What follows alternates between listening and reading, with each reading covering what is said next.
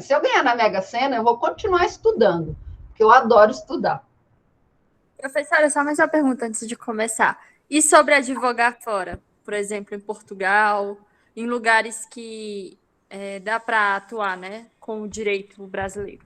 Olha, vocês sabem que em Portugal você não precisa fazer prova da ordem lá, não é? Você não precisa estudar nada.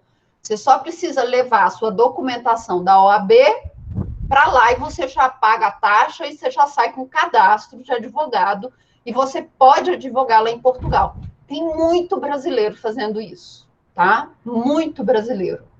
Eu tenho vários colegas que estão advogando em Portugal. O mercado lá é bom para isso. E lá eles mexem muito com imigração. Então, direito de imigração, eles mexem muito. E tem um campo, assim, muito grande, tá? Nessa área. Então, ainda dá para você, se quiser, ir advogar no exterior. Tá? Mas fora de Portugal, não tem campo para o brasileiro, não. Tem que ser Entendi. Portugal mesmo, tá? Mas não é difícil. É difícil no começo, claro, para você começar, para você engatar num escritório. Isso aí, claro, isso é difícil em qualquer lugar. Mas depois que você faz, depois que você consegue, não tem. E aí, estudar um pouquinho, né? Porque a legislação lá é um pouquinho diferente da nossa. Um pouquinho diferente. Eu não sei se vocês lembram, se eu fiz com vocês um exercício de sucessões, que eu peguei a legislação.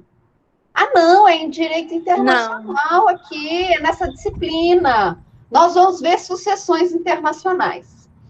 E aí eu vou passar um caso para vocês, que vocês vão ter que aplicar a legislação mais benéfica. E aí vocês vão ter que comparar a legislação italiana e a legislação brasileira. Aí eu já traduzi lá a legislação. Joguei no Google, né? Google Tradutor. Aí o Google Tradutor fez a tradução lá da legislação italiana e ela é muito parecida com a nossa. É muito parecida. E aí você faz a comparação, né? Qual a legislação você vai aplicar? Se você vai aplicar a brasileira, se você vai aplicar a italiana, por quê? Aí vocês vão fazer esse exercício aqui em Direito Internacional, bimestre que vem. Tá bom? Então vamos lá, vamos começar, não é? Estamos aqui falando, e eu não comecei a matéria, né? Os outros alunos que não estão participando devem estar já com raiva. Vamos lá, o que nós começamos a falar desde o nosso primeiro dia de aula? Direito internacional público. Atores do cenário internacional. Quem são os nossos atores dessa nossa sociedade internacional? Nós vimos que nós temos os estados, a Santa Sé, tá bom? A Santa Sé é aquela entidade que representa o Vaticano, que representa a Igreja Católica, ok? Ela é um sujeito tradicional das relações internacionais, do direito internacional, ela assina tratado, ela tem obrigações, ela tem direito no cenário internacional. Então, nós temos a Santa Sé. Nós temos as organizações internacionais, que são aquelas entidades criadas pelos estados para atuar nos seus interesses comuns, não é assim? Aí nós vimos que as organizações internacionais, elas são uma entidade com personalidade própria. A organização internacional, ela vai atuar para fazer cumprir os interesses que estão lá na sua carta, os seus objetivos. Ok? E aí, na aula passada, nós falamos do indivíduo. E aí, o indivíduo é ou não é sujeito de direito internacional? Depende. Depende de quê? De qual corrente você vai seguir. Se você é de uma corrente mais clássica, você vai falar, olha, não, sujeito não é ator do direito internacional, não é. Ele é um objeto. Ele é um objeto das normas criadas pelo Estado. É o Estado que tem personalidade jurídica que vai criar internacionalmente as normas que vão proteger o indivíduo. Ok?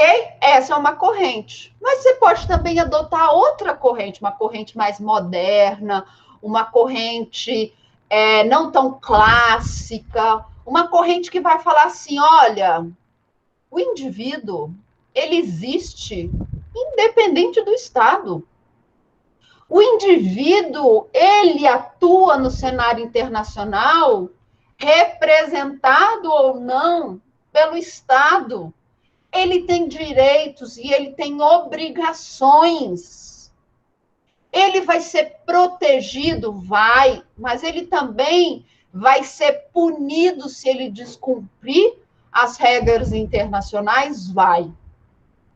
Então, dependendo da corrente que você adota, você vai falar que o indivíduo ele é sujeito ou ele não é sujeito de direito internacional. E agora nós vamos tratar de um outro ente que pode ou não ser sujeito de direito internacional. Ele vai ser sujeito de direito internacional se os estados assim decidirem, se os estados resolverem dar personalidade jurídica para esse bloco econômico. Então, o próximo ente que nós vamos estudar são os blocos regionais. E semana que vem vocês vão trabalhar os blocos regionais, não é assim? 5 minutinhos para cada. E o bloco regional, ele é sujeito de direito internacional? Depende. Depende se os estados optaram por dar personalidade jurídica a esses blocos regionais. Eu tenho vários blocos regionais no mundo que não têm personalidade jurídica. O NAFTA, por exemplo, o NAFTA tem outro nome agora, né? Que é Canadá, Estados Unidos e México. O NAFTA não tem personalidade jurídica. Então, o NAFTA em si, ele não firma tratados, ele não firma negociações, ele não cria obrigações para o bloco, mas o Mercosul tem. O Mercosul tem personalidade. O Mercosul, como um bloco econômico, ele pode exigir o cumprimento de determinado tratado internacional que ele assina. Então, quando nós falamos de blocos regionais, nós precisamos fazer essa ressalva. Os blocos regionais podem ter personalidade jurídica ou podem não ter. Isso depende do interesse dos estados que fazem parte desse bloco regional, ok? Então, quando nós formos falar de integração regional, de blocos econômicos, ok? Eu preciso falar do direito da integração. Olha aí, mais um ramo do direito que nós não ouvimos falar aqui no Brasil. Agora, vai lá na União Europeia para você ver como o direito da integração é um direito benquisto. Por quê? Porque a vida é o dia a dia das pessoas. Deveria ser o nosso dia a dia também, afinal, nós estamos num bloco regional. Mas não é. Mas lá na União Europeia é. Estava na moda esses dias falar de União Europeia, não estava todo mundo falando do Brexit. A Inglaterra, o Reino Unido, estava cascando fora da Inglaterra, da União Europeia. E aí? E o direito comunitário, o direito da integração? Como vão ficar os investimentos da União Europeia no Reino Unido? E a população inglesa que vive em outros lugares? Isso tudo tem a ver com o direito da integração. Ok? Então, quando nós falarmos em blocos regionais, nós também temos de falar do direito da integração.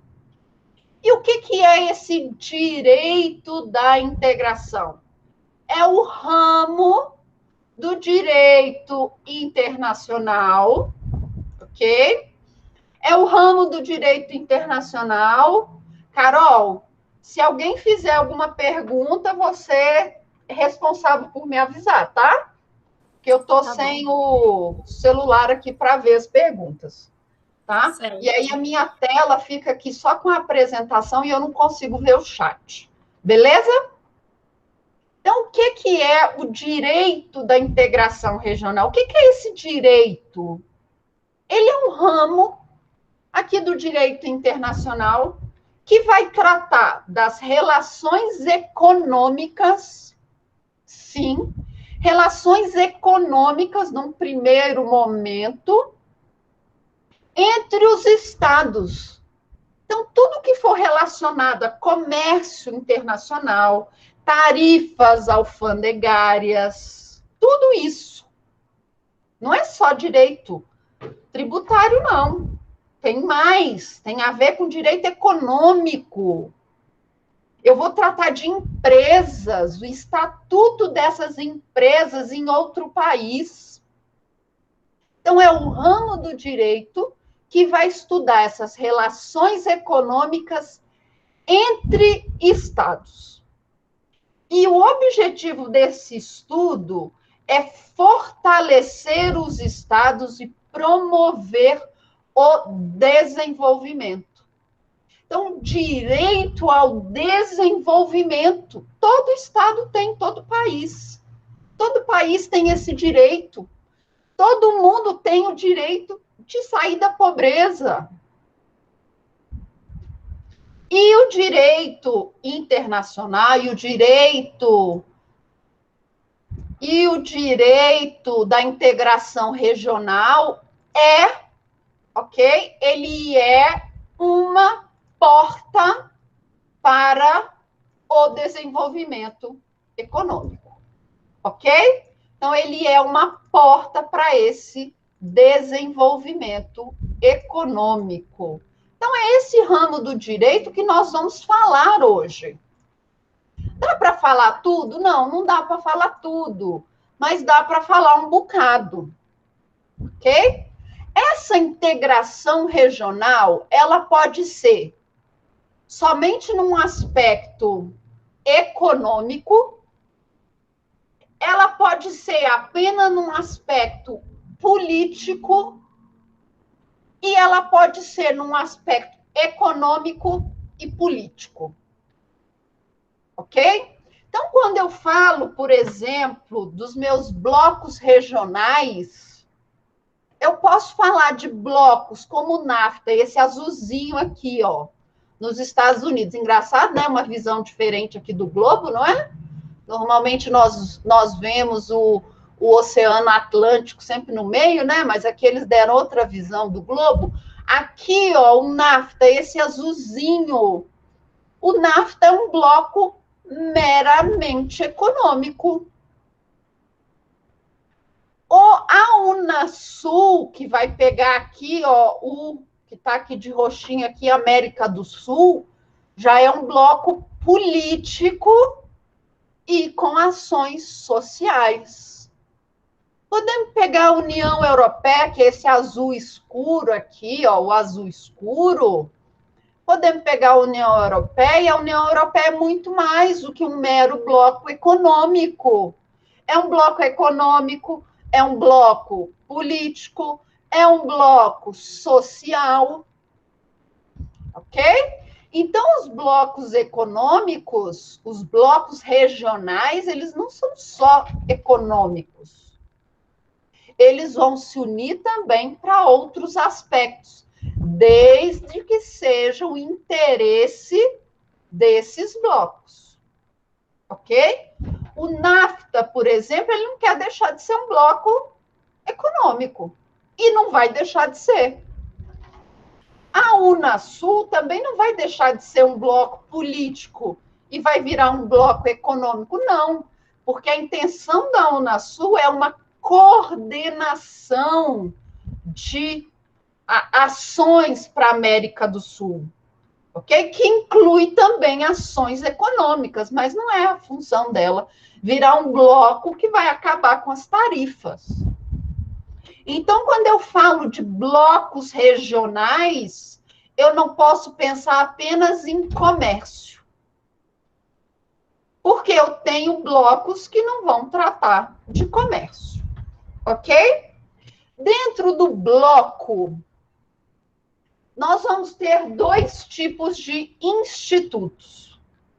Nós vamos ter aqueles institutos que vão tratar de uma maneira supranacional e nós vamos ter institutos que vão tratar por meio da intergovernabilidade. Eu falei isso lá em organizações internacionais. E eu disse para você o seguinte, olha, muitos autores falam que blocos regionais, eles são organizações internacionais, não é? Por quê? Porque você pode ter organizações internacionais de caráter supranacional, que é o que acontece em alguns blocos regionais. O que é a supranacionalidade? Imagine o seguinte, Brasil, ele quer fazer um acordo com a Argentina, um acordo comercial com a Argentina. Tá? Olha, Argentina, eu quero fazer um acordo comercial com você. O poder que eu tenho de estabelecer o meu imposto de importação, eu vou dar para a instituição A. E o poder que você tem de criar imposto de importação, você também vai dar para a instituição A. Então, tudo que a instituição A decidir, eu vou acatar, nós vamos acatar. Então, o Brasil pegou a parte lá da Constituição que dizia competência para criar imposto de importação. Ele pegou esse trecho da Constituição, tirou lá da Constituição e escreveu agora em outro artigo. O poder de criar imposto de importação é da entidade A. A Argentina fez a mesma coisa. Então, A se reuniu e falou o seguinte, olha, já que eu tenho o poder de estabelecer o imposto de importação para o Brasil e para a Argentina, para facilitar o comércio entre os dois, eu vou estabelecer que a alíquota máxima do imposto para qualquer produto produzido, tanto na Argentina quanto no Brasil, se for exportado para um desses dois, a alíquota máxima vai ser de 10%. Brasil é obrigado a cumprir esses 10%? É. A Argentina é obrigada a cumprir esses 10%? Também. Por quê? Porque a competência para decidir sobre o imposto de importação, Argentina e Brasil deram para a instituição A. Então, é a instituição A que vai decidir por Argentina e pelo Brasil. Ok? Isso é supranacionalidade. Quando eu tenho uma entidade, um órgão supranacional, significa que eu, país, peguei parcela da minha competência sobre determinado assunto e eu dei para esse órgão. Eu não sou mais competente para tratar desse assunto agora. É esse órgão que vai decidir por mim. E o que é a intergovernabilidade? Brasil chega para a Argentina e fala assim, Argentina, olha só que legal, vamos aumentar o nosso comércio? Vamos chegar aqui, vamos negociar nós dois, tá? Podemos até chamar a instituição A para ser aqui uma mediadora, não é? Mas vamos aqui, nós dois, resolver e chegar a um denominador comum? Aí a Argentina vai falar, vamos. Aí Brasil, que tem a competência para negociar o imposto de importação, vai negociar com a Argentina, que tem um imposto de importação. E aí eles vão chegar num denominador comum. Brasil e Argentina. Por quê? Porque a entidade, o bloco regional, o que ele vai fazer? Ele vai facilitar a conversa entre Brasil e Argentina. Ele vai criar uma mesa, imagine, uma mesa e vai sentar o presidente da entidade, o Brasil e a Argentina do outro lado, e ele vai falar, Brasil, o que você pode ceder? Argentina, o que você pode ceder? Vamos aqui negociar de um lado para o outro. Me conta, né, a sua versão da história, né? Assim que o conciliador fala, vamos chegar a um denominador comum. Isso é intergovernabilidade.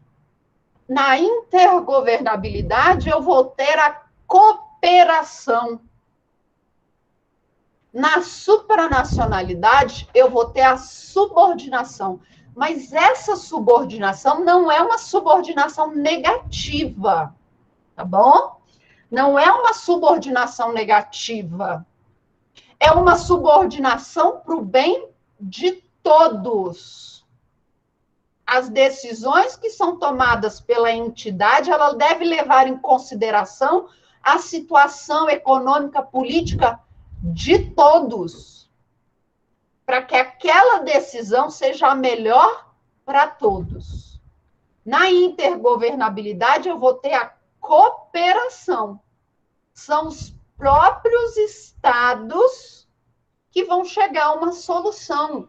A entidade vai apenas intermediar esse encontro, intermediar os termos da negociação.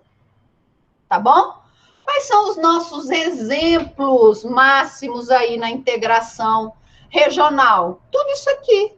Olha o tanto de bloco regional que eu tenho. Todos esses aqui embaixo, ó. Tudo isso aqui é bloco regional. Mas todos esses blocos regionais são atores do cenário internacional? Não. Somente aqueles que têm personalidade jurídica. Somente aqueles que podem assumir compromissos e obrigações no cenário internacional. E semana que vem você vai me responder se o seu bloco ele tem personalidade jurídica ou não. Se ele pode firmar tratados no âmbito internacional ou não. Ok? Como que funciona a integração regional? Imagina uma escadinha, tá? É uma escada que toda vez que você sobe um degrau, você alcança um nível superior na integração. Mas ficar no grau 1 é ruim? Não. Se esses forem os objetivos da integração regional, chegar no grau 1, chegar no primeiro degrau da escada, já está ótimo. Não, o nosso objetivo é alcançar o topo da escada. Ok, beleza, mas você vai ter que passar por uma série de etapas para você chegar lá no topo da escada. O primeiro grau da escada é a zona de preferência tarifária. Esqueça Mercosul, tá? Imagine que Brasil e Argentina, então, resolvam, tá? O bigodon do Afonso com o bigodon do Sarney, tá? Eles resolvam, então, se encontrar e conversar. Ô, Afonsinho, ô, Sarney. E aí, tudo bem? Tudo bem. Aí o Afonsinho vira para o Sarney e fala, Sarney, olha, tô sabendo que vocês estão produzindo muita cerveja aí no Brasil, não é? Cerveja artesanal, lá em Belo Horizonte, de vez em quando acontecem umas coisas, né? Lá em Minas Gerais, mas lá em Belo Horizonte tem uma cervejaria boa, tem a Walls, eu sei que vocês estão produzindo umas cervejas bacanas. Aí o bigodão do Sarney vai falar assim, o vinho argentino também é maravilhoso. Bem que nós podíamos fazer uma zona de preferência tarifária, não é? Aí o Afonso assim, poxa, que legal, é mesmo. O que é a zona de preferência tarifária? Imaginem, suposição, que o imposto de importação da cerveja brasileira seja de 15%. E o imposto de importação do vinho argentino seja de 10%. Dentro da preferência, a zona de preferência tarifária, o que eu vou fazer? Olha, Argentina, eu quero, então, consumir mais vinho argentino. Nós somos parceiros, somos amigos, nunca tivemos treta nenhuma. Eu quero melhorar a nossa relação. Então, eu quero importar mais vinho argentino. Adoro Malbec. Eu vou reduzir a alíquota do vinho argentino.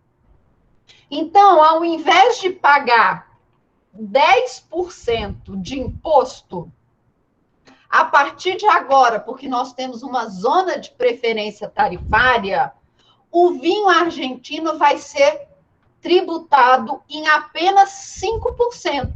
Então, eu vou tirar 50% do imposto. Maravilha, não é? O que vai acontecer aqui no Brasil? O vinho argentino vai ficar muito mais barato.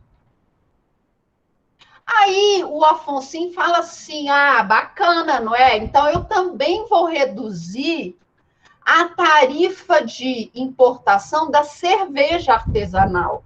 A partir de agora, em vez de pagar 15%, vocês vão pagar só 10% de imposto. Uma redução de 25%. Um pouco mais, né?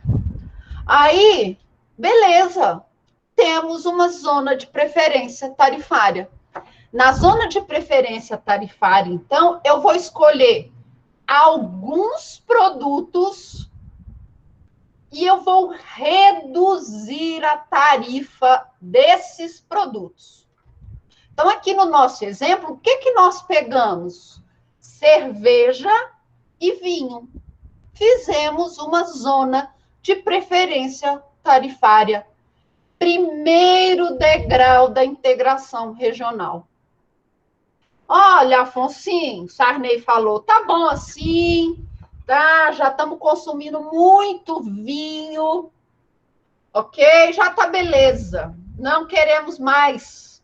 Vamos ficar na zona de preferência tarifária? Ok, problema nenhum. Então, a zona de preferência tarifária, eu escolhi determinados produtos e reduzi a alíquota, o imposto desses produtos. Então, o vinho brasileiro vai chegar muito mais barato no Brasil. A cerveja brasileira vai chegar muito mais barata na Argentina. Ok? Próxima etapa. Ok? Próxima etapa. Olha, Sarney, isso aqui está dando certo, viu? Nós estamos vendendo muito vinho para o Brasil. Muito, muito vinho. O negócio está bom, nós também estamos consumindo muita cerveja. Mas vamos estender um pouquinho essa lista?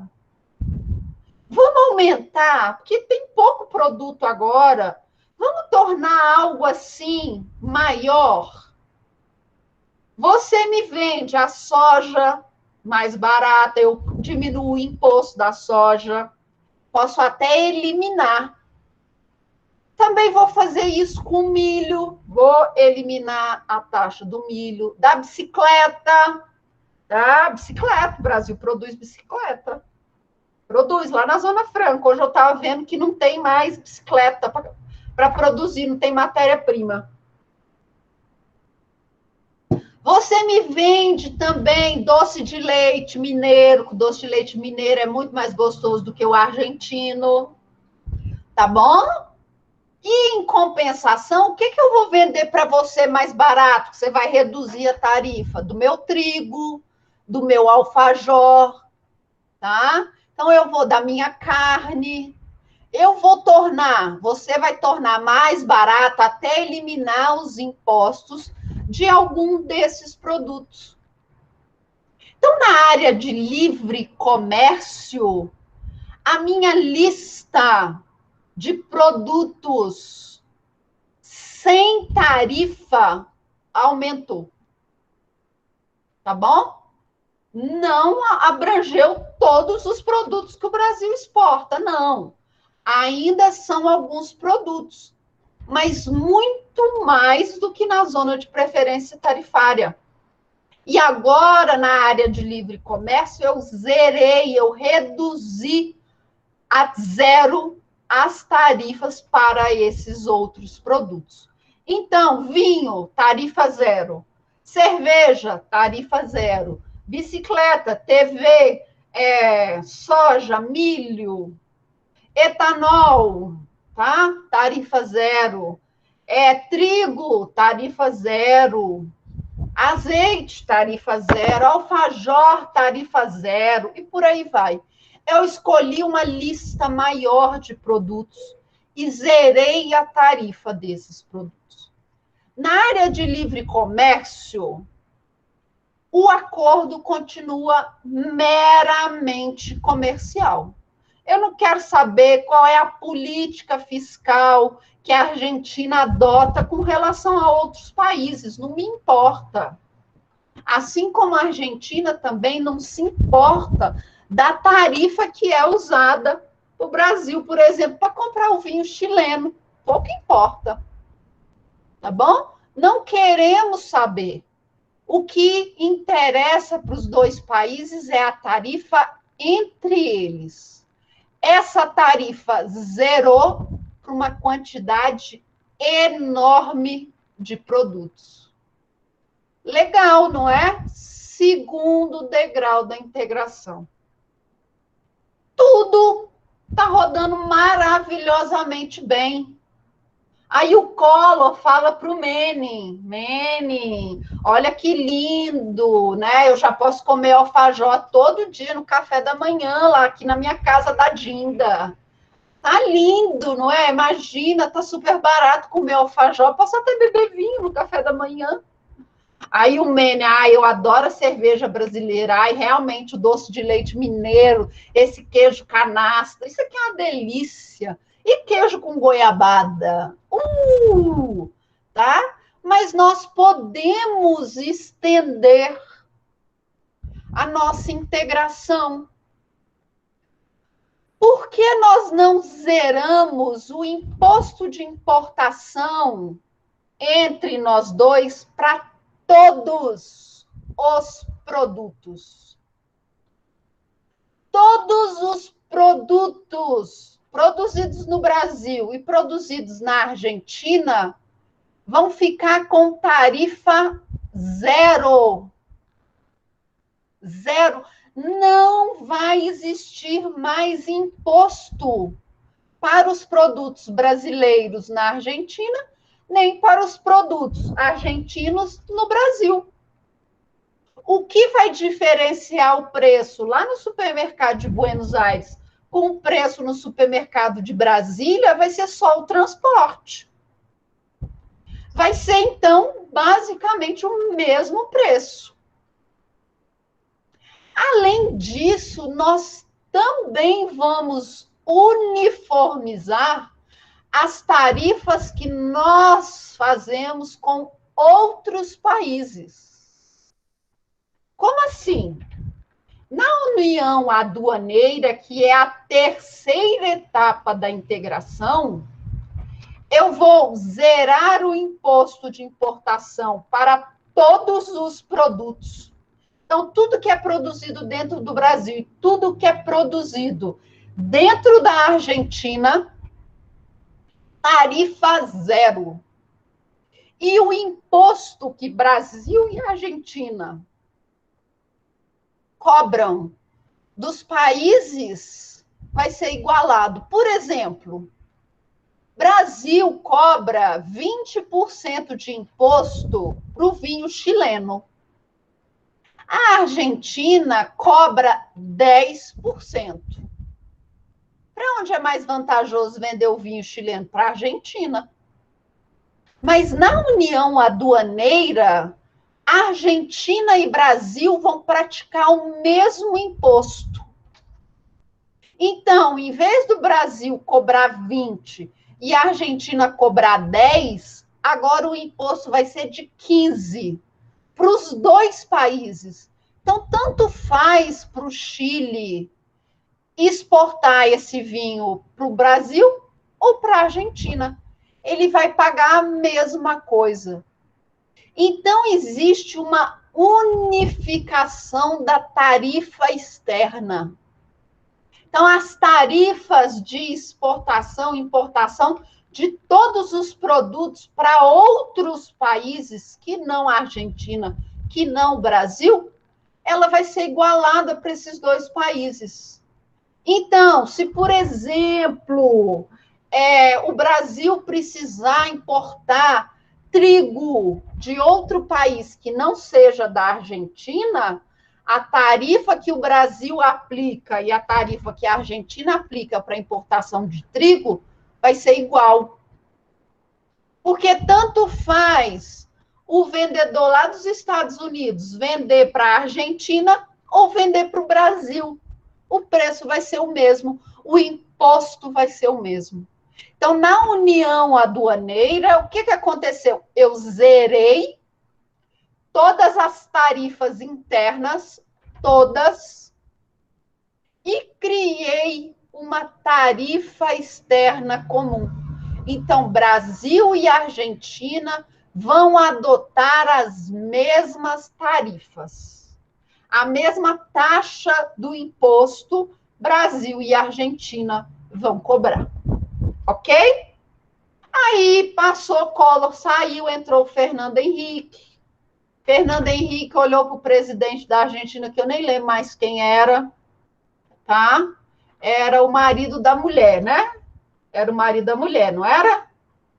Falou para o marido da mulher, que foi presidente lá dos Estados Unidos, o Kirchner. Falou para o Kirchner, meu amigo, olha só, essa união aduaneira tá linda.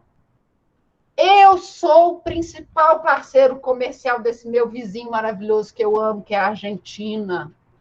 Tá? Vocês me vendem tudo, eu compro tudo de vocês, estou comprando sua produção inteira de trigo. Olha que maravilha! Eu acho que nós podemos caminhar um pouco mais nessa integração. Por que agora nós não facilitamos a vida do trabalhador? O trabalhador brasileiro vai poder trabalhar em Buenos Aires se ele quiser.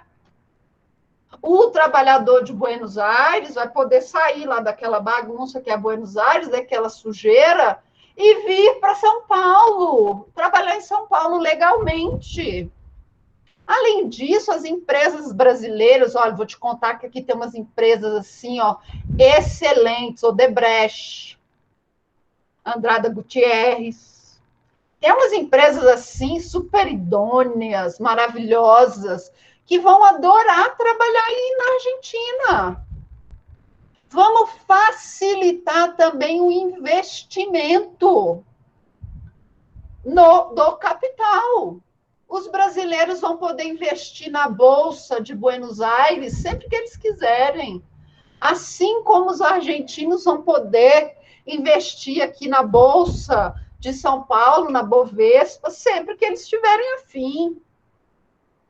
Vamos, olha só que coisa maravilhosa, vamos estender o nosso bloco para um mercado comum. E o que é, então, o mercado comum? Eu já tenho a livre circulação de todas as mercadorias. Eu não tenho que pagar mais imposto para importar o alfajor, o doce de leite Havana, tá? Acabou. Além disso, eu vou ter a livre circulação de mão de obra. Acabou esse negócio de chegar lá na fronteira com a Argentina e mostrar seu passaporte ou a sua identidade. Acabou. Não tem isso mais.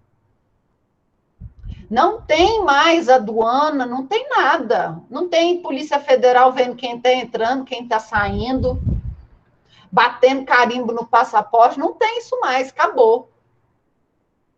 Livre circulação, então, de mão de obra, de capital e de serviços.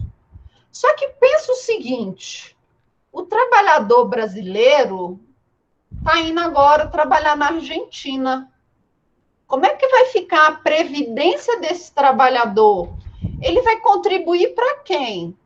Para a previdência argentina ou para a previdência brasileira?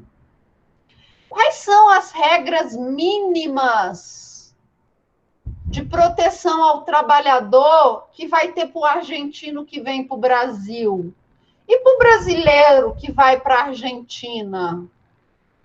E as empresas brasileiras? Elas vão ter algum benefício? Como que vai ser, então, agora essa relação? Então, quando eu falo em mercado comum, eu já preciso pensar além do econômico. Eu tenho que pensar na comunidade. Eu tenho de pensar no trabalhador, eu tenho de pensar na empresa, eu tenho de pensar nos investimentos. Então, a minha política, ela sai de um nível meramente comercial e passa a ser uma política comunitária. Tá bom? Comunitária. Então, agora eu não vou tratar com a Argentina apenas de tarifas, de impostos, de direito tributário, tá? Eu não vou mais, de comércio exterior, não vou mais fazer isso. Eu vou além, eu vou falar de saúde pública. Olha, e se meu trabalhador, e se o meu brasileiro ficar doente na Argentina? Ele vai poder usar o sistema de saúde? Então, eu vou além, eu passo a tratar de políticas comunitárias. Ok? Beleza, tá tudo lindo, maravilhoso na nossa política econômica, nas nossas políticas comunitárias. Brasil e Argentina estão dando um show. Aí o Lula fala para a Krishna, agora a mulher. Minha amiga, camarada, não é? Como é que ele fala? Camarada. Esse negócio tá lindo. O nosso comércio é maravilhoso. As trocas aqui comerciais estão batendo recorde, anos e anos. Sabe o que está faltando agora para a gente? Uniformizar as nossas moedas. Toda vez que uma empresa sai da Argentina e vem para o Brasil, tem que fazer câmbio. Isso já não faz mais sentido. Toda vez que um investidor vai do Brasil para a Argentina, tem que fazer câmbio. Isso está atrapalhando os negócios. E o turista brasileiro? O turista brasileiro está lá em Buenos Aires, tem que fazer câmbio, ainda é roubado. É roubado com aquele tanto de nota falsa. Ok? Vamos acabar com isso. Vamos uniformizar a nossa moeda. Vamos integrar a nossa economia de uma forma que um banco central do bloco, não é o Banco Central do Brasil, não é o Banco Central da Argentina, mas é o Banco Central do bloco, vai criar a nossa moeda, a Brasa. A Brasa é a moeda que vai vigorar agora no bloco Brasil e Argentina. É a moeda comum, acabou agora esse negócio de fazer câmbio, de trocar moeda, de ser passado para trás. Basta você chegar com a sua moedinha aqui, ó, e ela é aceita na Argentina. Então, a última etapa da integração regional, as economias já estão tão interligadas uma na outra, que o que falta é criar uma moeda. Ok? Então, essas são as etapas da integração regional. Alguns estudiosos da integração vão falar que existe uma sexta etapa, que seria a federalização. E ele vai usar como exemplo a Confederação Helvética, que ficava na Suíça, vai falar da Confederação Alemã, ok? Antes da unificação alemã, dos Estados Germânicos, que ali era uma integração tão grande, que eles até chamam, né, Zollverein, é alguma coisa assim, que era uma integração tão forte, que eles tinham uma moeda comum, que as mercadorias iam de um lugar para o outro, que vocês criaram uma federação. Ok? Então, vocês vão ter alguns doutrinadores do campo da integração regional que vão falar numa sexta etapa, que seria a federalização dos estados. Ok? Mas, no mais, nós temos essas 5 etapas que são unânimes pelos historiadores, pelos estudiosos da integração regional. Tá? Então, nosso bloquinho ali formado por Brasil e Argentina chegou no ápice da integração. Uma moeda comum para Brasil e Argentina. Um banco central que vai decidir sobre moeda. Esse banco central vai ser uma entidade supranacional. Ele vai estar acima dos bancos centrais do Brasil e da Argentina. E tudo que esse banco central comum, esse banco central do bloco, decidir, os estados terão de cumprir, querendo ou não. Ok? Essas são as nossas etapas da integração regional. Vamos falar um pouquinho daquele bloco que é o exemplo máximo da integração regional. A União Europeia, tá bom? Mas a União Europeia, ela não começou como um bloco econômico e monetário. Ele não começou assim. Ele começou lá de baixo. No pós-Segunda Guerra Mundial, Bélgica, Países Baixos e Luxemburgo criaram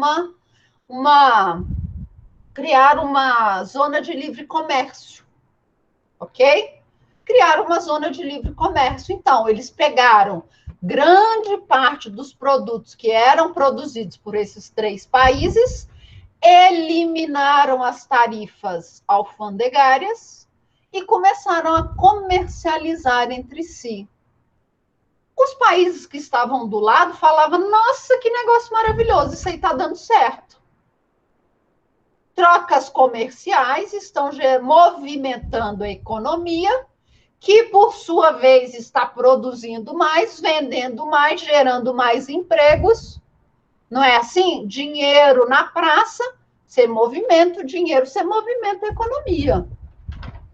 E aí a Alemanha chamou a França e falou assim, olha, Alemanha, França, nós somos inimigos, não é? Tantos anos, olha aí, mais de 100 anos que nós brigamos. Está na hora de acabar com isso. Nós já nos envolvemos em 2 guerras mundiais. Não é? Já está na hora de parar. Eu sei aqui que nós temos aqui nessa nossa região aqui no meio, na Alsácia-Lorena, né? Muito carvão. Então vamos fazer uma comunidade que nada mais é do que uma zona de livre comércio, tá?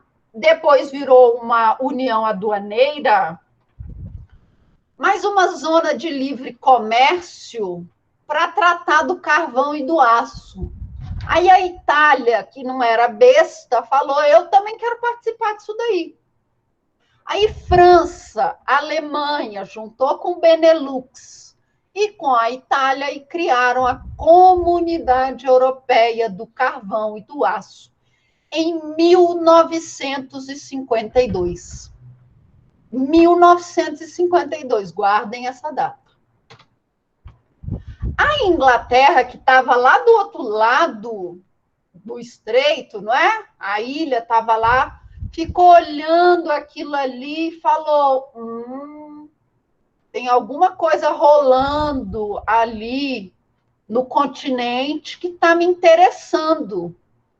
Porque em 1957, aquela Europa dos 6 virou um mercado comum europeu. O que isso significa? Que aqueles 6 países eles iriam trabalhar ao longo dos anos para acabar com todas as tarifas internas, criar uma tarifa externa comum, promover a livre circulação de pessoas, capitais, serviços e bens. A Inglaterra olhou lá do outro lado e falou assim: aquilo ali está dando certo, eu não posso ficar para trás, eu também quero fazer parte.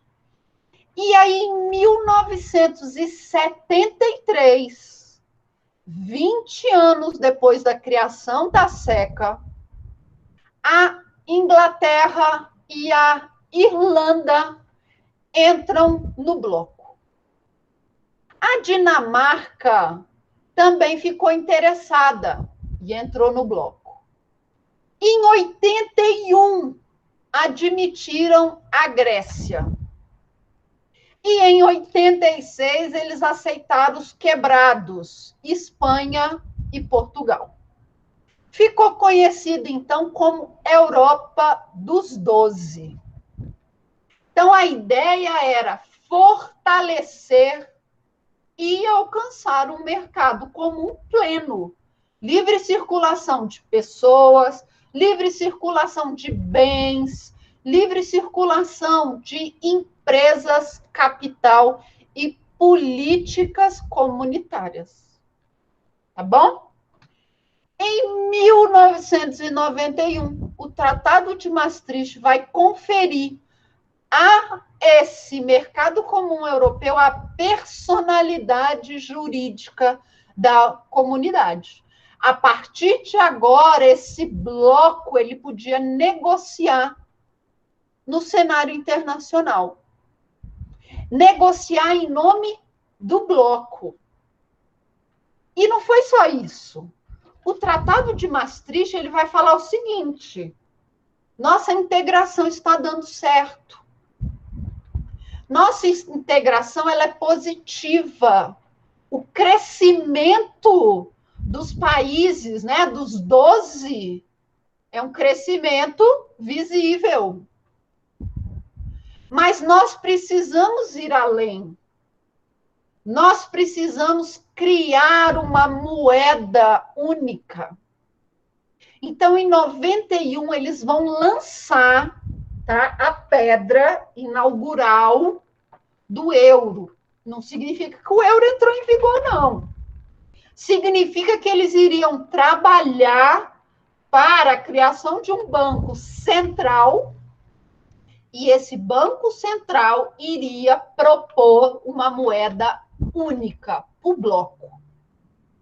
Tá? Em 95, nós tivemos a entrada da Suécia, da Finlândia e da Áustria. Foi a expansão Europa dos 15. Em 2002, o euro entrou em circulação. Mas nem todo país do bloco adota o euro, tá? Primeiro, porque o euro ele exige algumas políticas macroeconômicas. E o país tem que adotar essas políticas macroeconômicas para receber o euro. E outros países, como a Dinamarca e a Inglaterra, simplesmente não quiseram adotar o euro. A Inglaterra, claro, por um motivo óbvio, patente e evidente. A libra esterlina já foi a moeda mais importante do mundo. Os negócios eram feitos em libras. Você que já teve a moeda mais importante do mundo, vai abrir mão da sua moeda? Vai tirar a rainha da sua moeda depois de 50 anos com a carinha da rainha lá da moeda? Não. Você não vai fazer isso. E a Dinamarca também votou por manter a sua moeda. Ok? Por questões históricas, eles queriam manter a coroa dinamarquesa, que é a moeda. Então, eles quiseram. Mas outros países não adotam o euro porque eles não atingiram determinado grau de crescimento da economia, eles precisam fazer ajustes sérios na economia para poder adotar o euro. Em 2004, nós tivemos uma nova expansão, uma expansão para o leste europeu. Lembrem, final da década de 1980, queda da cortina de ferro, né? Fim da União Soviética, os países que estavam aí, que nós chamamos de países satélites, não é? Que ficavam ali orbitando em volta da União Soviética, eles agora são países independentes, eles podem adotar a política econômica que eles quiserem, eles estão atrás de investimentos. Qual o investimento melhor do que a União Europeia? E aí, em 2004, nós temos essa expansão para o leste. 2007, nós tivemos a integração da Bulgária e da Romênia, e a Croácia entrou em 2013. E, por fim, nós temos, então, que a Croácia entrou, virou a Europa dos 28, e em 2020, nós tivemos a saída do Reino Unido da União Europeia. Então, agora a União Europeia ela é composta por 27 países, ok? Falar um pouquinho do Brexit, que nada mais é do que a saída da Inglaterra, é um dos temas mais recentes da União Europeia, e também o acordo com o Mercosul, vou falar um pouquinho mais na frente.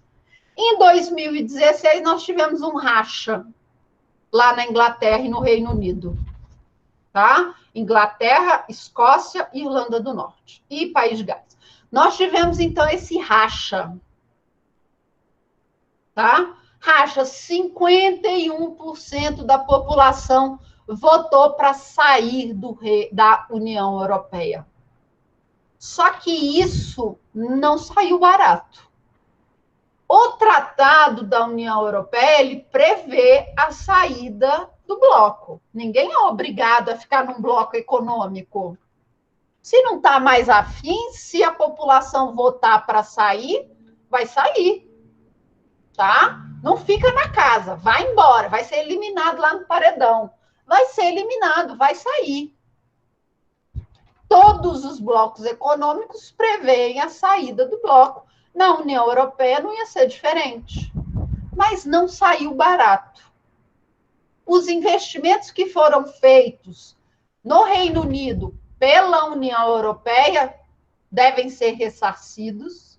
E nós também vamos ter o problema da população inglesa, escocesa e da Irlanda do Norte e galesa, que vive na Europa e trabalha livremente na Europa, assim como os europeus que trabalham na Inglaterra, na Escócia e na Irlanda do Norte.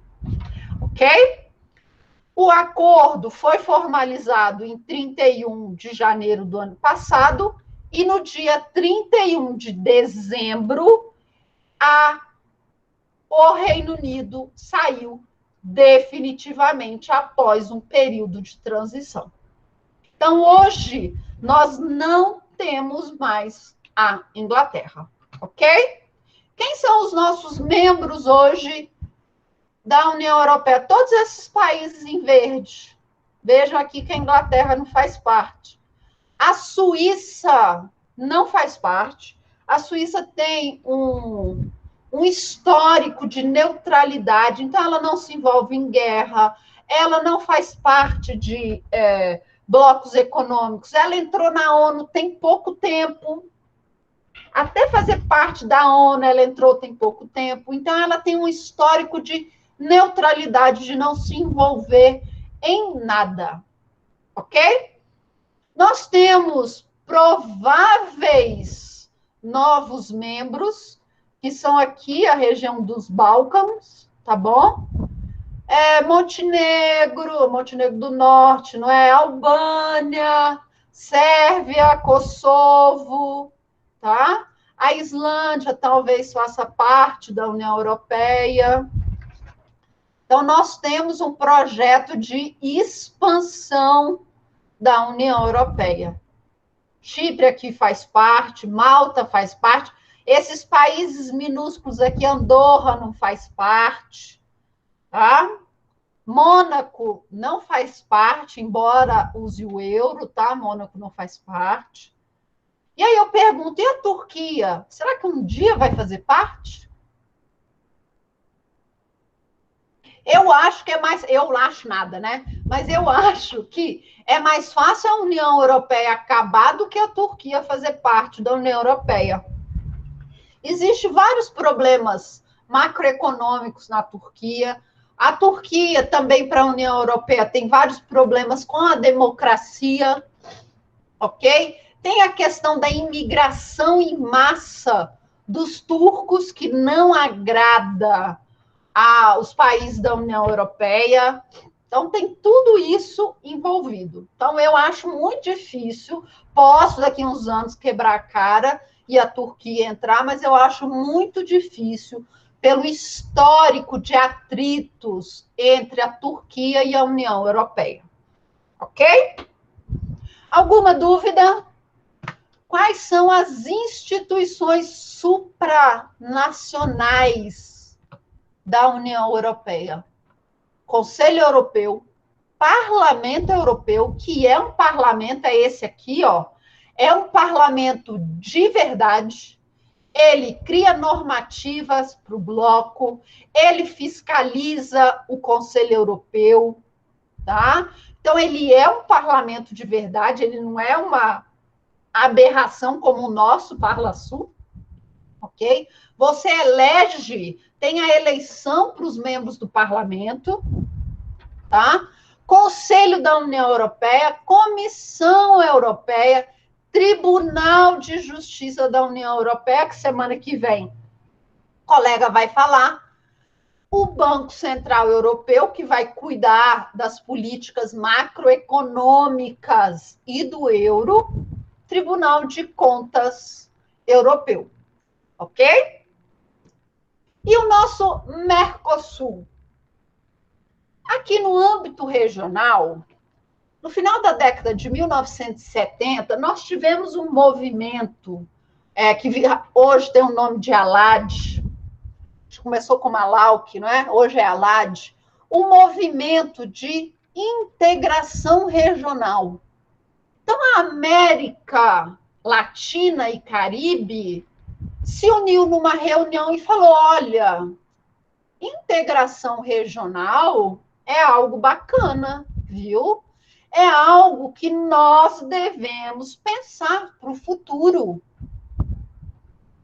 Os estados devem se empenhar, aproveitar a nossa proximidade, o nosso idioma, o nosso histórico de não violência. Afinal, nós tivemos pouquíssimas guerras entre nós. Então, vamos aproveitar que nós somos aqui latino-americanos e vamos começar a discutir a integração regional. Então, no âmbito da ALAUC, hoje a LAD, começaram movimentos ainda mais regionais de integração. E um desses movimentos foi o Mercosul, Mercado Comum do Sul, que foi uma iniciativa do Brasil, da Argentina, e chamou para fazer parte o coitadinho do Paraguai e o Uruguai. Por favor, o Paraguai não me escute falando isso dele, tá? O coitadinho do Paraguai e o Uruguai. Hoje nós temos a Venezuela também como membro, mas um membro que está afastado. Por quê? Porque a Venezuela, dentro de uma das cláusulas do Mercosul, nós temos o protocolo de Ushuaia, que vai falar da cláusula democrática. Os países do Mercosul, eles precisam ser democráticos. Qualquer movimento antidemocrático ocasiona o afastamento desse país do bloco, que é hoje a situação da Venezuela. Tá? Os países do bloco votaram pelo afastamento da Venezuela, porque falaram que lá na Venezuela o Maduro não está respeitando a democracia, então lá não é um país democrático. E a Bolívia está em processo de adesão.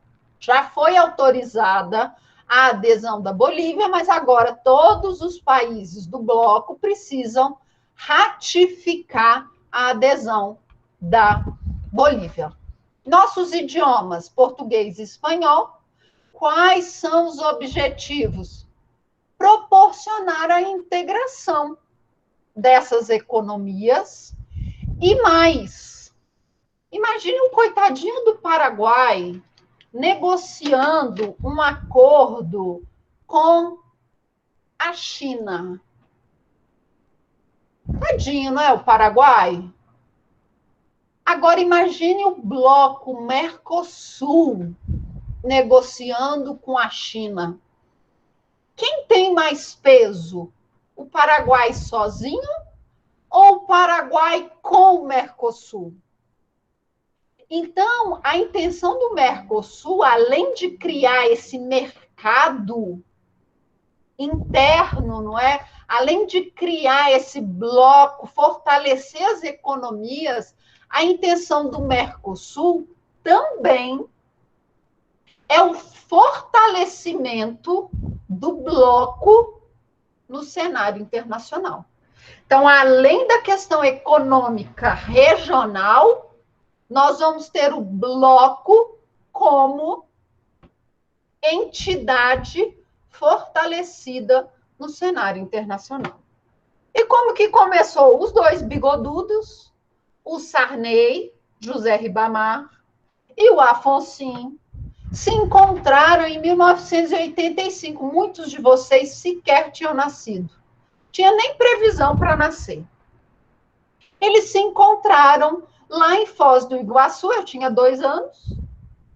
Eles se encontraram, não posso nem falar isso, né? Que eu revelo minha idade, não é? Eles se encontraram lá em Foz do Iguaçu e falaram: vamos criar um bloco regional.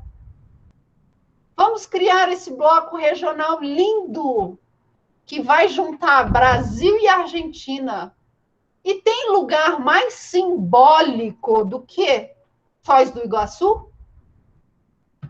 Depois o Collor se encontrou com o Menem e eles assinaram a Ata de Buenos Aires, que previa a integração total da alfândega brasileira e argentina. Uma união alfandegária.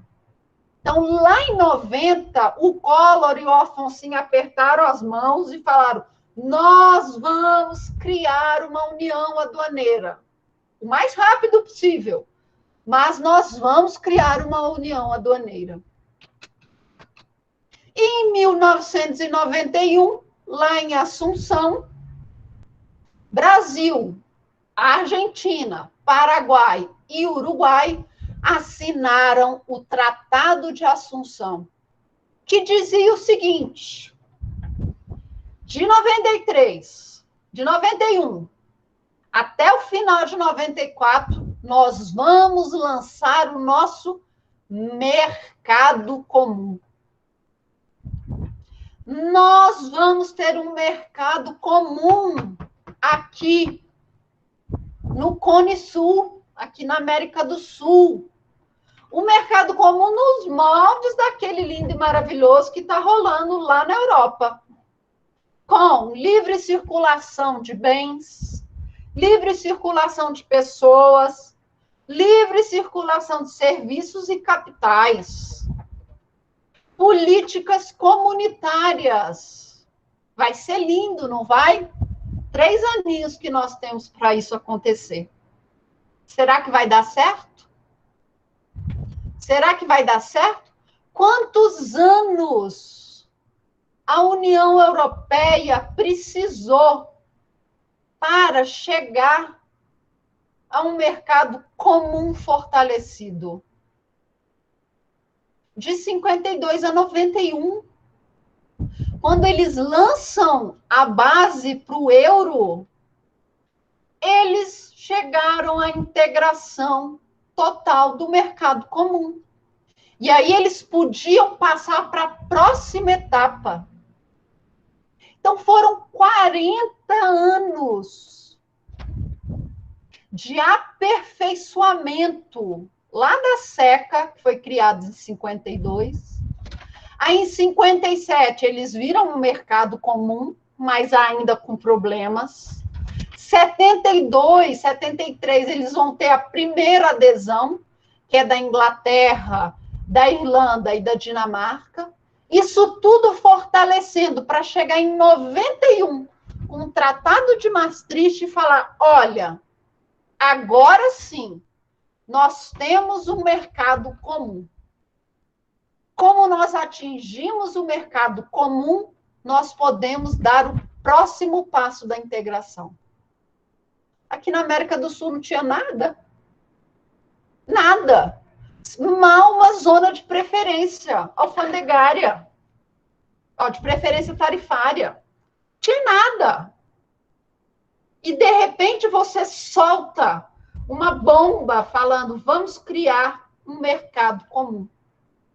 É bonito, não é? Mas é muito ousado.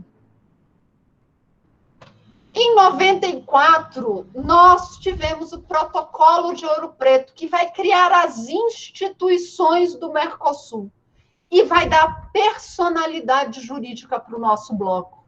Ele vai falar o seguinte: olha, a partir de agora, o nosso bloco tem personalidade jurídica internacional. Ele é um ator, ele é um sujeito de direito internacional, ele pode negociar tratados, obrigações para o bloco. E também vai criar a nossa instituição, com uma presidência pro tempore. O que isso significa? Que de 6 em 6 meses eu vou ter um presidente, vou ter um país presidindo o Mercosul. Hoje a presidência é da Argentina, a próxima presidência é do Brasil, depois do Paraguai e depois do Uruguai, se a Venezuela ainda estiver afastada. E nós temos os órgãos decisórios, o mercado, o Conselho Mercado Comum, o Grupo Mercado Comum e a Comissão Mercado Comum.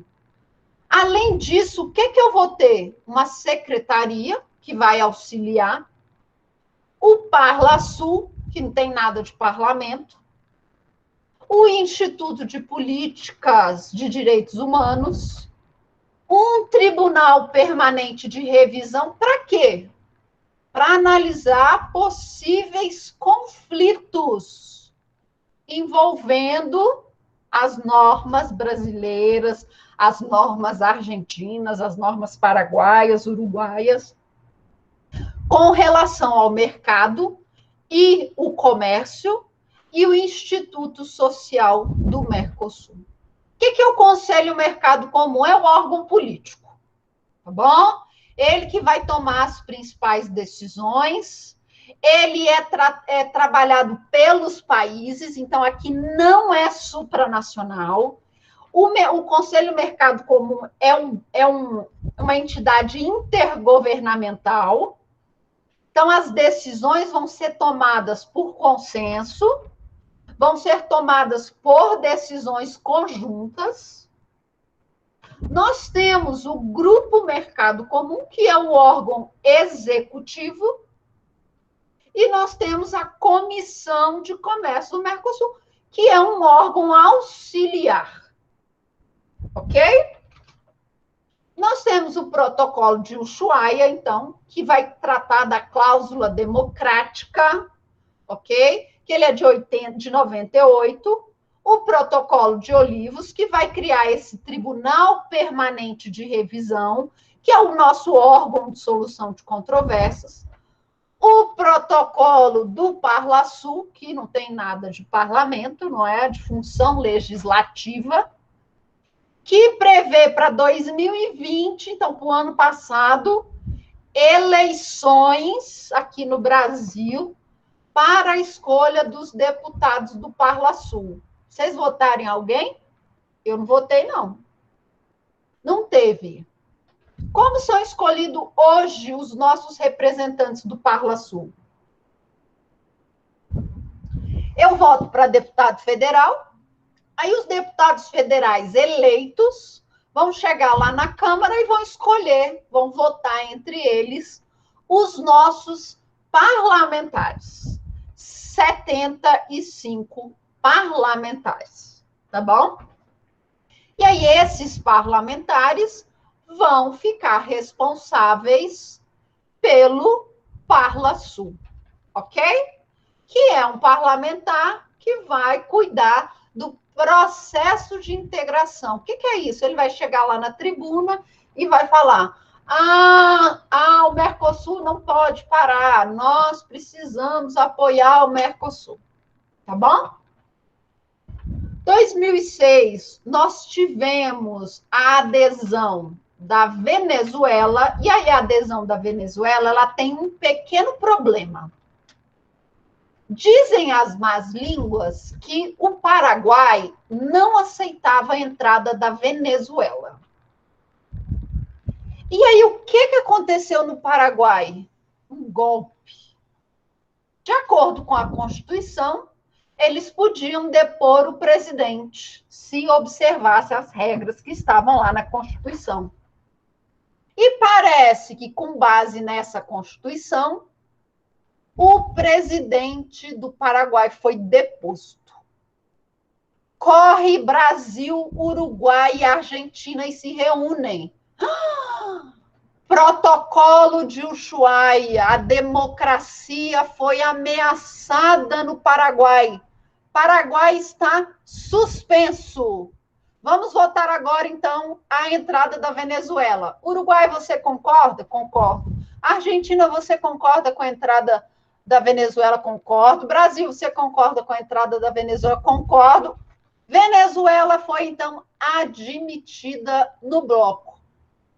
Logo depois disso, Paraguai restabeleceu a sua democracia e voltou a fazer parte do Mercosul. Tá bom? Hoje nós temos a Bolívia em fase de adesão, ok? Desde 2015. E nós temos um protocolo de cooperação e facilitação de investimentos.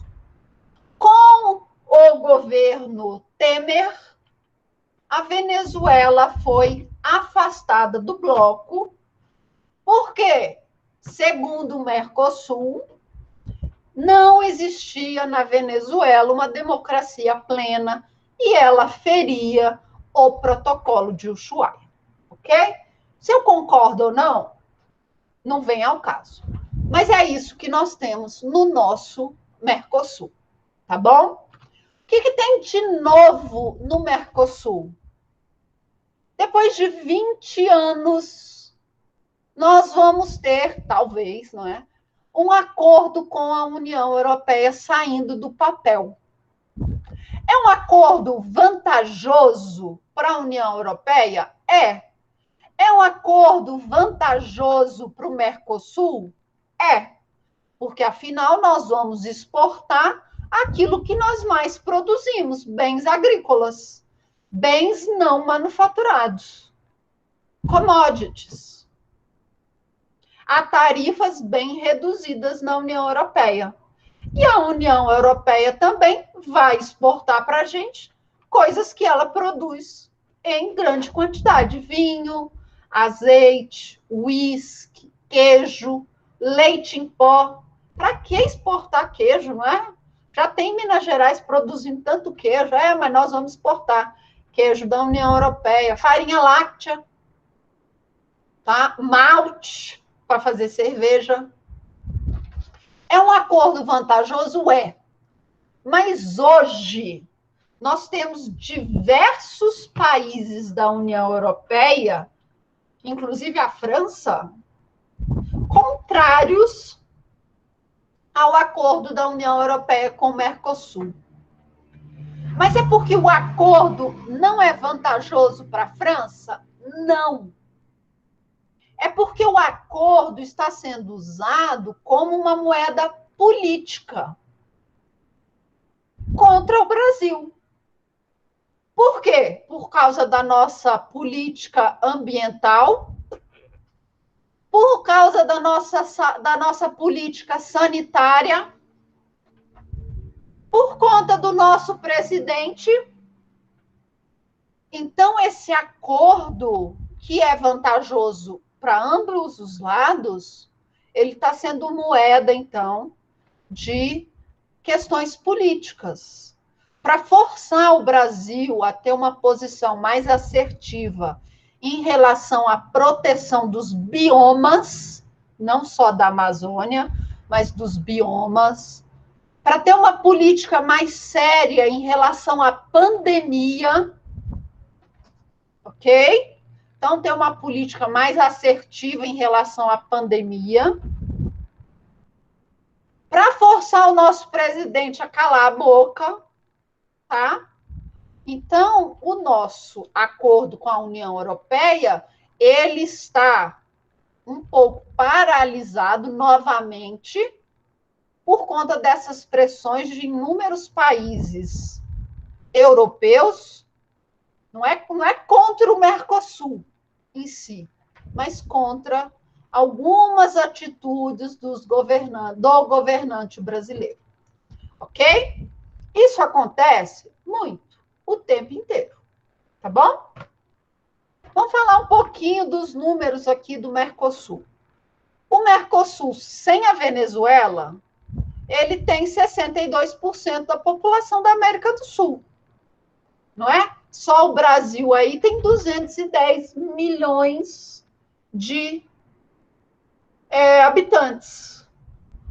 O nosso comércio dentro do Mercosul tem reduzido cada ano.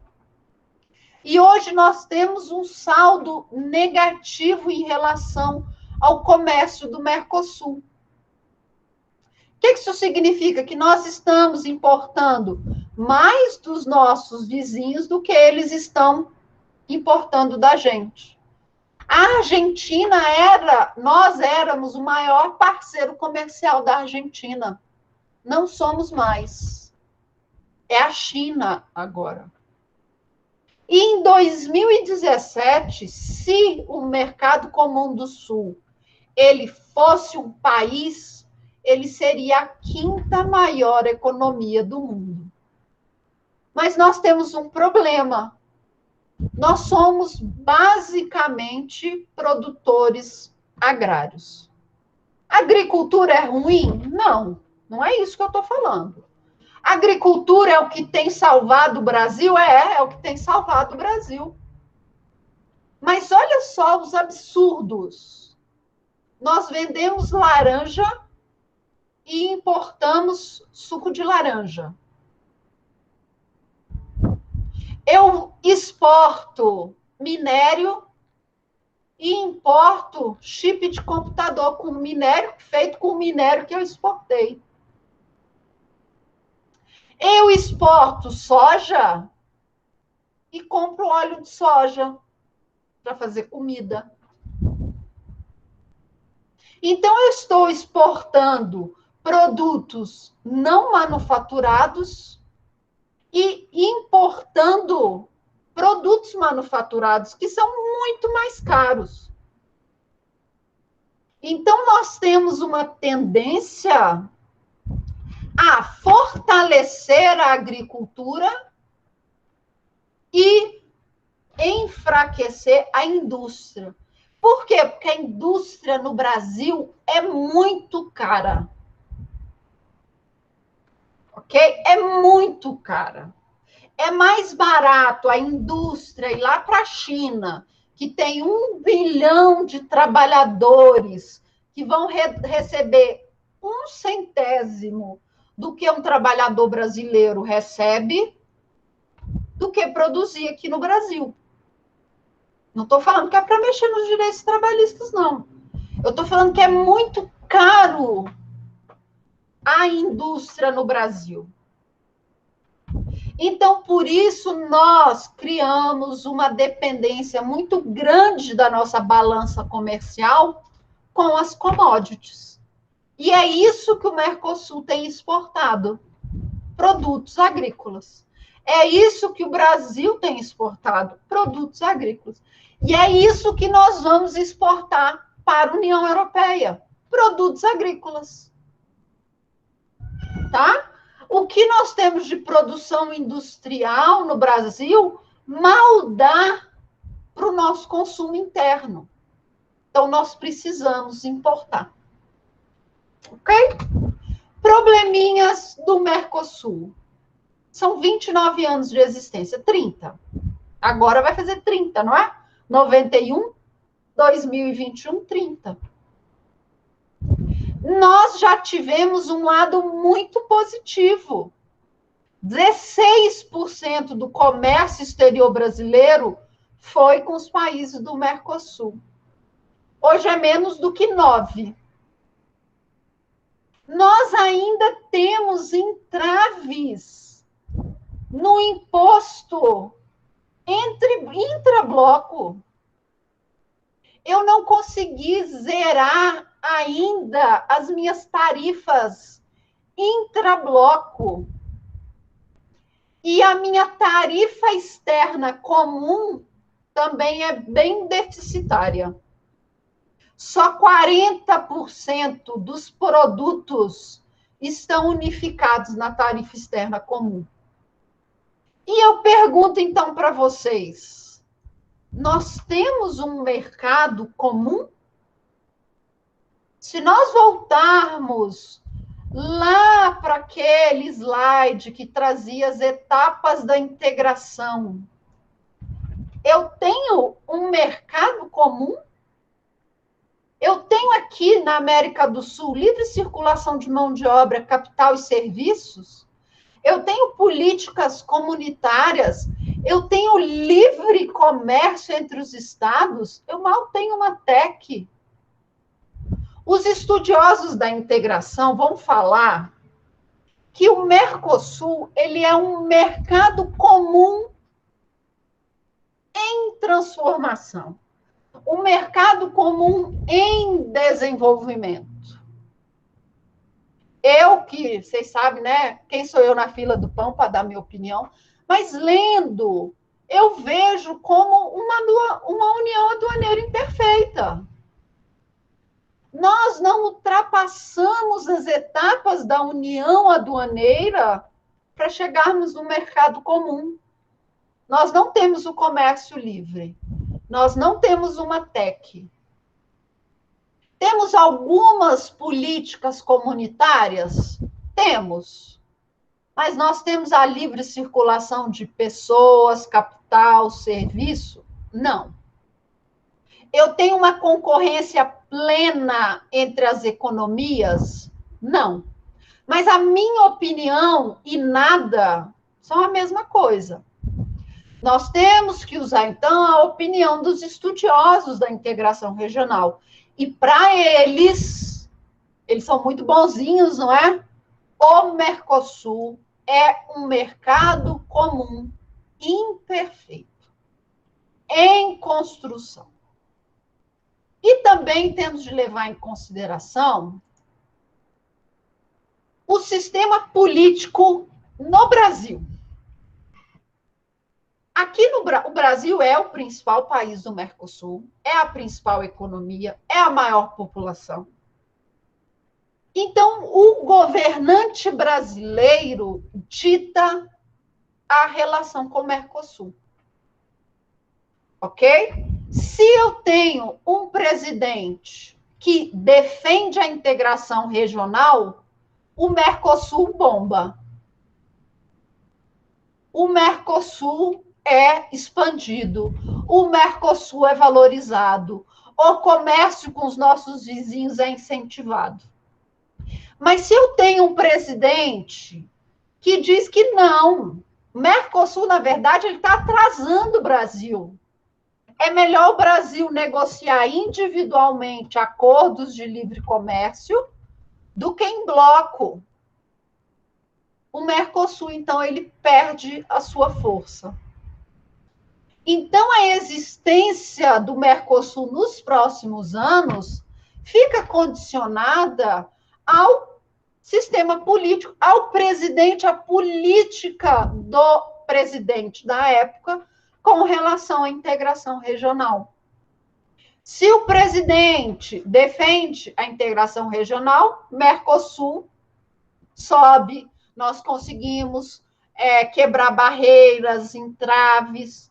Se o presidente é contra o Mercosul, aí nós vamos diminuir o comércio no bloco, nós não vamos querer negociar redução de tarifas e eliminação de tarifas.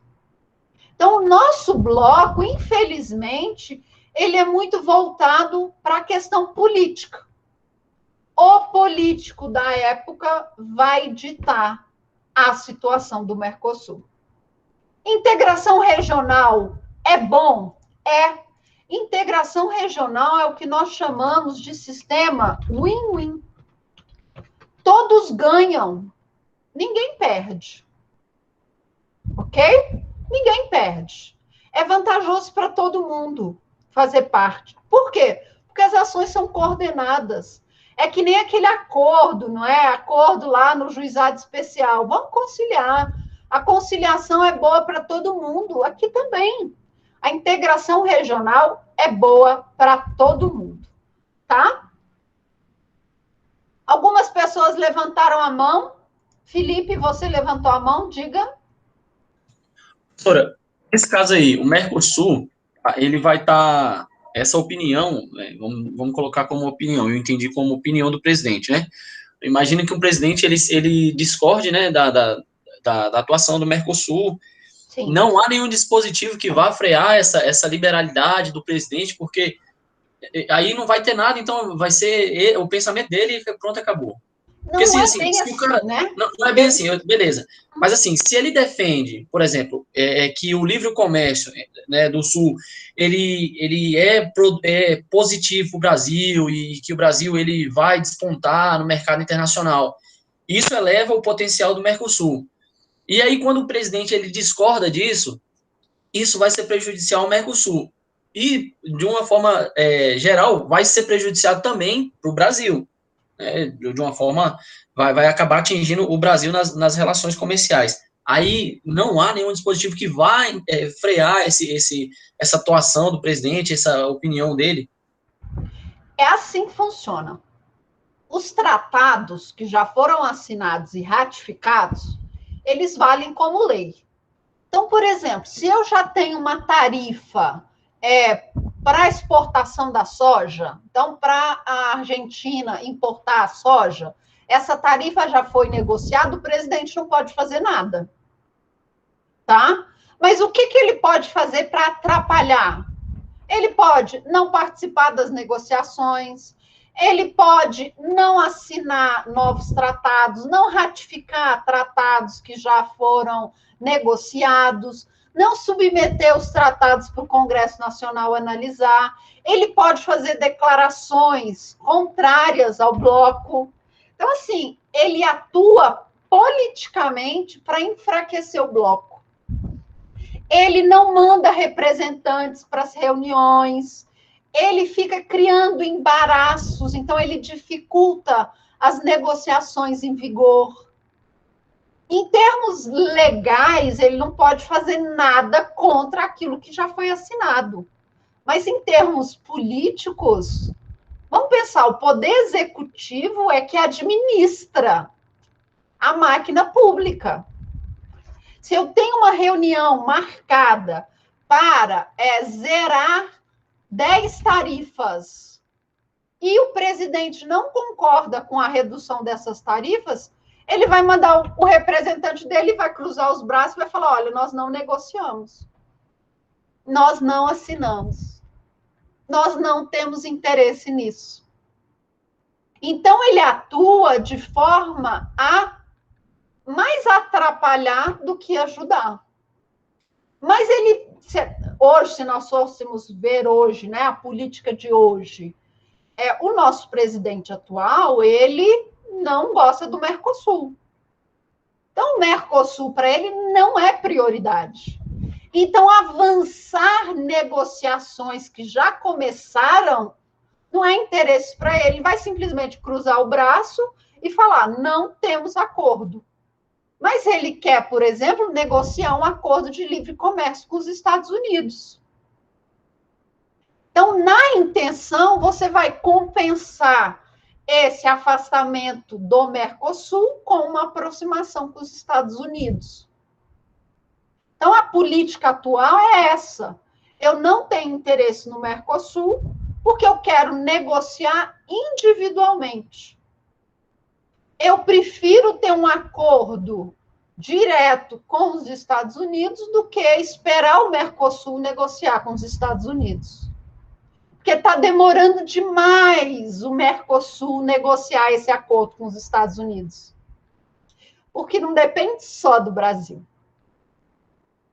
Tá bom? Então, Felipe, ele vai atuar para atrapalhar as negociações, ele vai atuar para desmotivar o investimento brasileiro no vizinho. Então, quando ele chega e fala, o Mercosul tem que acabar, o que você está falando para as empresas brasileiras? Olha, os benefícios que você teria investindo na Argentina, você não vai ter mais. A isenção de diversos impostos que seriam relevantes, né? Se nós tivéssemos uma integração plena, vocês não vão ter mais. Então, esqueça investir na Argentina. Então, é isso que ele fala, tá? E você, brasileiro, que já tem investimento lá na Argentina, dê um jeito de tirar esse investimento de lá. Por quê? Porque o Brasil não tem mais interesse em manter o Mercosul. Tá? Então, quando o presidente fala isso, ele está dando recados, ele está avisando que ele não vai fortalecer o Mercosul. Ele não tem interesse em destravar as conversas. E nós estamos sujeitos a isso. Integração regional não é ruim, pelo contrário, tá? Se a integração regional fosse ruim, nós não teríamos aquele tanto de blocos regionais. Pelo contrário, a OMC, a Organização Mundial do Comércio, ela incentiva a criação de blocos econômicos.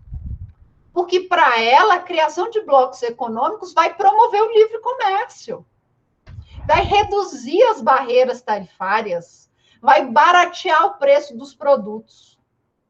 Então, a OMC investe. Ela insiste, ela fala, vamos criar blocos econômicos. Então, a integração regional, ela não é de todo ruim, pelo contrário. Ela é excelente, ela é um sistema que todas as partes ganham. Ela é o sistema win-win, todo mundo ganha. Ninguém perde com a integração regional. Tá? Ah, mas vai reduzir impostos que o Brasil teria se ele cobrasse mais imposto do trigo argentino e agora está cobrando zero. Mas, em compensação, as empresas brasileiras estão vendendo soja para a Argentina com tarifa zero. Está vendendo mais soja porque a soja está mais barata. Então, você perde de um lado, mas ganha do outro. E dos anos para cá, eu até mostrei nos slides, o nosso saldo nessa balança comercial está ficando deficitário. Já foi superavitário. Nós já vendíamos mais para os nossos vizinhos do que consumíamos dos nossos vizinhos. Agora não. Eu já não sou mais o principal parceiro da Argentina. Eu perdi parcela significativa do mercado da Argentina. Vou perder do Paraguai, vou perder do Uruguai, vou perder da Venezuela, vou perder da Bolívia. Porque já não é interesse para o Brasil esse comércio, tá? Mais vantajoso, na visão dos nossos economistas, você firmar um acordo com os Estados Unidos, que tem um mercado de 300 milhões de pessoas, ou um acordo com a China, que tem 1 bilhão e 300 milhões de pessoas. Então, é mais vantajoso vender para esses lugares em detrimento do Mercosul, tá? E aí, essa questão política, ela está refletindo hoje no nosso acordo com a União Europeia. Se vocês derem uma olhadinha nas reportagens sobre o acordo da União Europeia, vocês vão ver. O Macron, ele está falando lá, toda vez que ele fala do Brasil, ele fala em não aceitar o acordo da União Europeia com o Mercosul. Isso é uma resposta para a Argentina? Não. Isso é uma resposta para o Uruguai? Não. Isso é uma resposta para o Paraguai? Também não. Isso é uma resposta para o Brasil. As políticas econômicas, as políticas ambientais, a tratativa da pandemia reflete nesse acordo que o Brasil tanto sonha com a União Europeia. Tá bom? Alguma dúvida, pessoal, sobre integração regional? O que vocês vão fazer semana que vem? Tirando quem vai falar do Tribunal de Justiça da União Europeia, que não é um bloco, é um tribunal supranacional. Quem vai falar de bloco? O que eu quero que você responda? É um bloco econômico? É um bloco político? Econômico ou político? Tem personalidade jurídica internacional? Pode negociar tratados? Olha só. Mercosul e União Europeia estão negociando um tratado. Não é Brasil e França. É Mercosul, União Europeia. Então, o seu bloco tem personalidade jurídica? E qual é o estágio que ele está na integração regional? Tá bom? Qual é o estágio que ele está na integração regional? Ok? Então, é isso que vocês vão falar na aula que vem. Combinado? Qual é o tempo? 5 minutos. Tá bom? Faça uma apresentação, mas precisa fazer uma apresentação? Não. Traga pelo menos uma imagem. Onde o seu bloco regional está inserido no globo? Para ver, às vezes, vendo o bloco, onde ele está, fica mais fácil de nós lembrarmos desse bloco depois. Então, traga, se for preciso, faça apenas uma imagem do bloco, mostrando onde esse bloco regional está. Combinado? Alguma dúvida? Não? Felipe, falar abobrinha o tempo inteiro, não é? Ok, pessoal? Então, no mais, professor, em relação ao Tribunal de Justiça da União Europeia, você vai falar do tribunal, você vai falar como que as pessoas acessam o tribunal? Se eu precisar demandar uma ação, como que eu chego lá no tribunal? Como que são as decisões do tribunal? Elas são vinculantes? São facultativas? Tá bom? Só isso. Tá? Ok? Coisa rápida. Beleza? Quando que ele foi criado? Onde ele fica? Tá? Então, no mais, pessoal, um beijo para vocês. Até semana que vem. Tchau, é sempre bom falar com vocês.